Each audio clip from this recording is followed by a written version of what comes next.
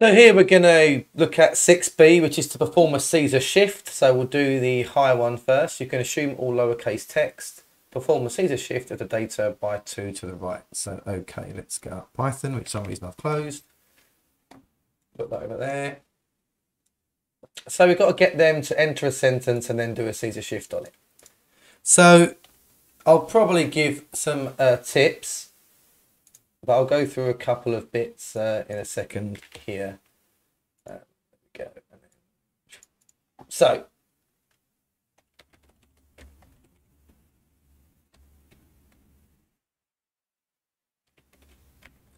okay.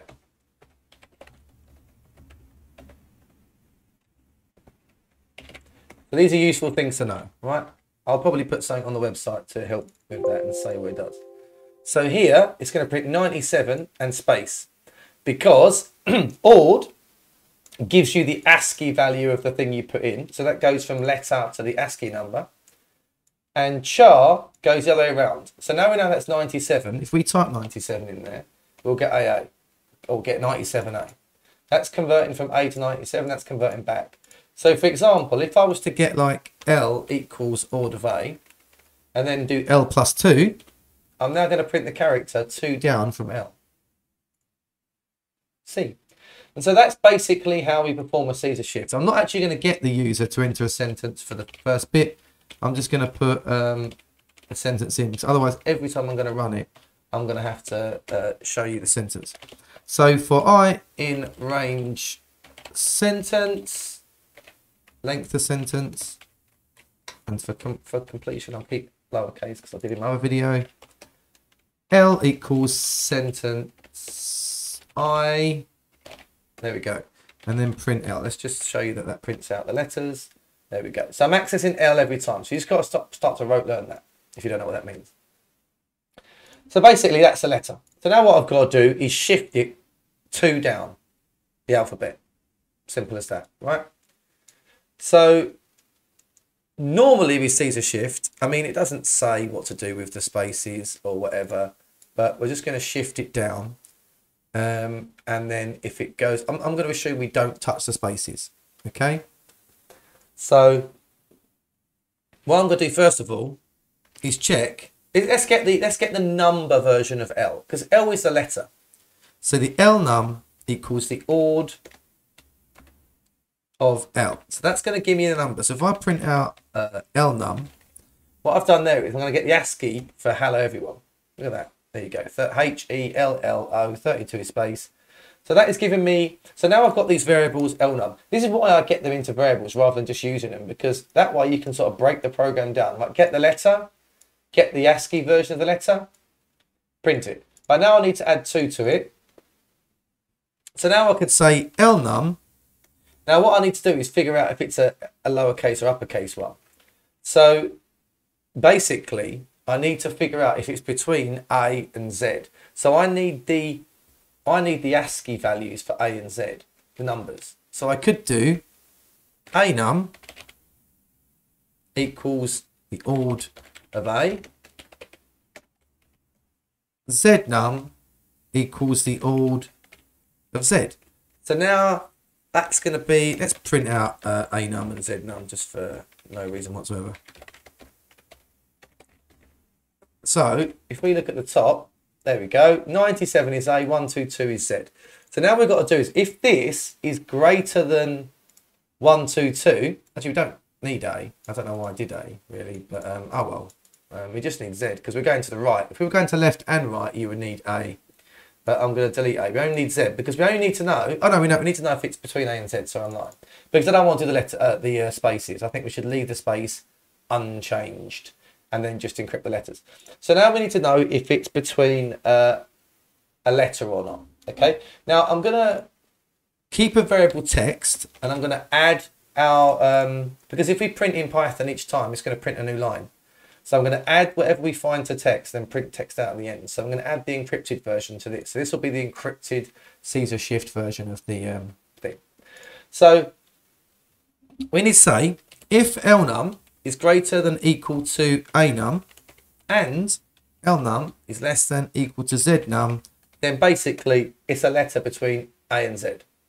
right? Because if the number we've got is greater than or equal to that and less than that, it's an A to Z.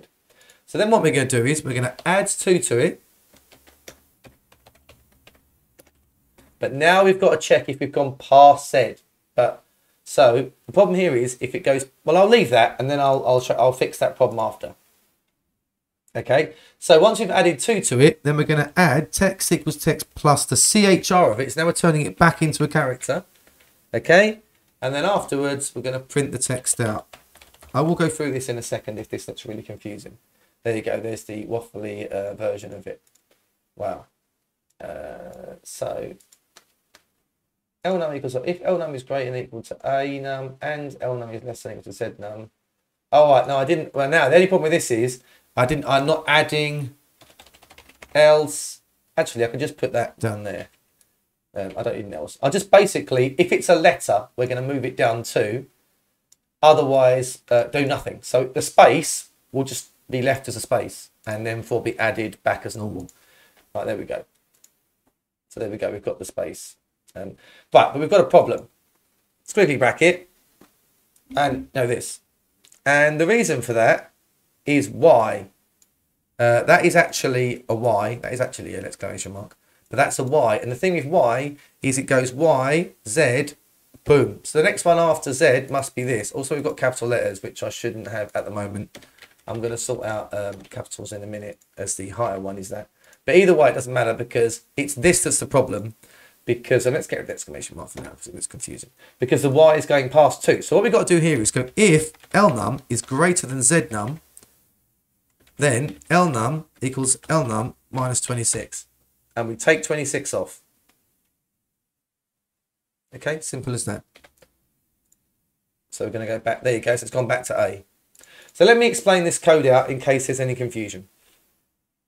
I'm going to delete the printing out to simplify it. So I find out the 2 numbers for A and Z. Okay. I start with a blank text so that I can add our encrypted version to this variable and then print it out at the end. I get the letter and then I get the ASCII number for the letter, for each letter in the sentence that we've got in. Then I check if that number is greater than or equal to the number for A and less than or equal to the number for Z. If it is, that means it's a letter. So now I want to shift it by 2. I don't want to shift the symbols and the spaces. If I didn't worry about that, I would just need to not have this line, basically, and it would still work. But the reason I didn't think that was a good idea was because what if you've got a squiggly bracket in the text and then it'll end up becoming something weird. So anyway, so basically I check if it's a letter. If it is, I move it along by 2. Then I've got to check if it's gone past Z. If it has, I'll just minus 26. And then I add the character, which converts a number back into a character onto text. They're like opposites. That does letter to number, that does number to letter. Okay, and then I print it out. So let's look at the hard one now, which I've obviously closed down for the 50 millionth time. And annoyingly, I don't think I saved it, so I've got to just go on to the actual official one. Give me 2 seconds. Pages, programming guide, challenges 6. There we go. Right, bring it over. Get the user to enter a number to shift by max 25 and then perform the shift on either upper or lowercase letters, either shift 3, blah, blah, blah. There's an example. So this max 5 is interesting, so I'm going to show you something about that in a second. So I'm going to enter shift equals the int of input, enter shift num. And then, because we want to max it at 25, now you've got 2 choices here. We could do it this way. You could do, you could set shift to 26, and then do while shift greater than 25. Actually, you could do 0 to 25 here. Let's do 0, do 1 to 25. While shift greater than 26 or shift less than 1, we're going to loop. So basically, it'll just keep asking until they enter a number in between those numbers here. So let's put 0, 26, 2. There we go. Another thing you could have done was done a mod with 26. And then if they'd written 28, for example, then it would have just modded it down. That'd be mod. If you do 28 mod 6, you'll get 2. But anyway, that's another way of doing it. So just loop until they enter a number that's correct. So, right, now obviously we're going to put the word shift in here because we alter how much we shift it now. And then what was the last thing? And it's got to do on either uppercase or lowercase. So now we're doing the shift. So let's watch it now. So let's do enter the shift. Let's do 5. That's shifted 5 down. Okay. So now let's get it so if it's capitals or not. So now I'm going to do this. It's not actually that much difficult. You just got to do capital A, capital Z.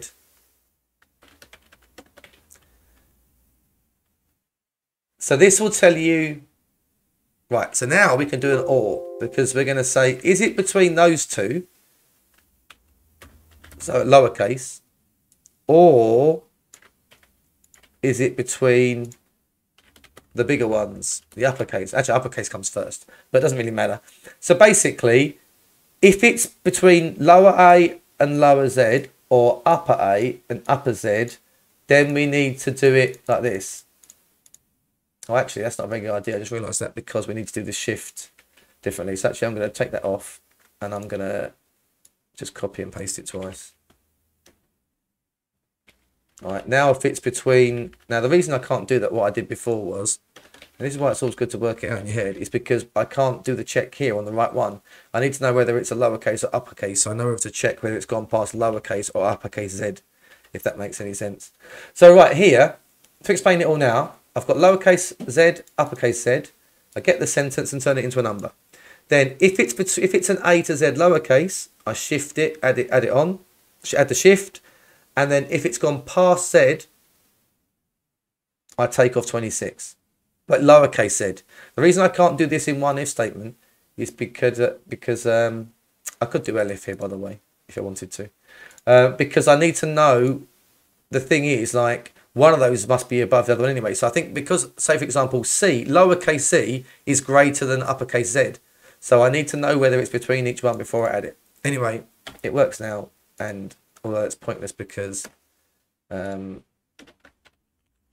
haven't done it. So I'm going to shift it by 1, so it's really easy to work out if we've got it right. So I and F, and there you go. So that's basically the answer to this one. But there you go. So there's many ways of doing this, but I think that's pretty much the most obvious way with what we've learnt so far in lessons. And yeah, so that's 6B done.